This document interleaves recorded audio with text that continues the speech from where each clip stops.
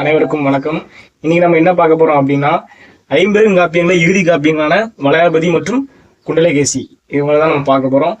வளையாபதியோட ஆசிரியர் யாருன்னா நமக்கு தெரியல. இது வளையாபதி 9ஆம் நூற்றாண்டாக இருக்கலாம் என சொல்றாங்க. தொல்பொருள் மீளாய்வு என்ன சொல்றாங்க அப்படின்னா, வளையாபதி சிந்தாமணிக்கு முந்திர நூலாக இருக்கலாம் என அப்படின்னு சொல்றாங்க.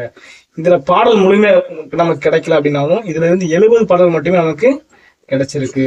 இது என்ன பாவையை சேர்ந்தது அப்படின்னா விருத்த பாவில் அமைந்துள்ளது. இந்த வளையாபதி 4 அடியாகவும் 6 அடி மற்றும் 2 அடியாகவும் மற்றும் வேறு எதுகை பெற்று வருகிறது. இந்த வளையாபதி வரிபாடல் போலவும் கலித்துறை போலவும் வளர்ந்த யாப்பு தன்மையை இதில் காணலாம்.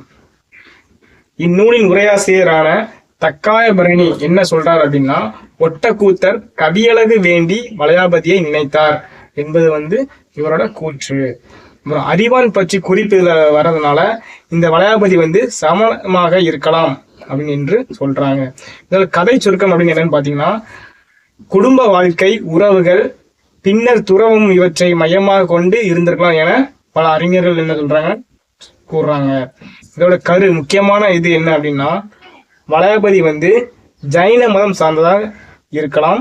நல்லொழுக்கம், வாழ்க்கை, நிலையின்மை போன்ற துறவு வாழ்க்கை போன்ற கருத்துக்கள் பேசப்பட்டு இருக்கலாம் என இதை சொல்றாங்க. அடுத்ததாக நம்ம இப்போ குண்டலகேசி தான் நம்ம பார்க்க போறோம். அதோட ஆசிரியர் யார் அப்படின்னு பாத்தீங்கன்னா நாதகுத்தனார் என்பவர் தான் அதோட ஆசிரியர். இந்த காப்பியம் பௌத்த காப்பியம்னு சொல்றாங்க. இதுல மொத்தம் 19 செயல் என்ன செஞ்சிருக்கு கிடைச்சிருக்கு நமக்கு. இந்த குண்டலகேசி 9ஆம் நூற்றாண்டு. இது நீலகேசிக்கும் முற்பட்டது என சொல்றாங்க. இந்த குண்டலகேசியோட இன்னொரு பெயரை வச்சு அழைக்கிறாங்க. என்னன்னா தருக்க நூல் மற்றும் அகல கவி என்று வேறு பெயர்களால் இதை அழைக்கிறாங்க. இதோட முக்கிய கருத்து என்ன அப்படின்னா, வாழ்க்கை நிலையற்றது. ஆசை இருக்கிறவங்க துன்பப்படுவாங்க, அறிவு இருக்கிறவங்க விடுதலை பெறுவாங்கங்கிற விதத்துல இது சொல்லுது. பௌத்த கருத்துக்களை பறக்கும் நோக்கில் இது எழுதப்பட்டிருக்கு.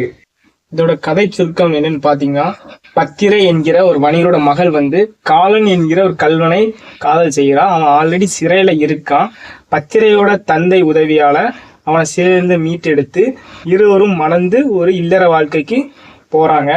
அவங்க இருவருக்கிடையே ஒரு மனக்கசப்பு ஏற்பட்டு அந்த காலனை கல்வன் என்று வஞ்சிடுறான். அது தாங்க முடியாம அவன் பத்திரை கொலை செய்தாகணும் என்ற திட்டத்தோட மலைமுகடுக்கு அழைத்து செல்கிறான்.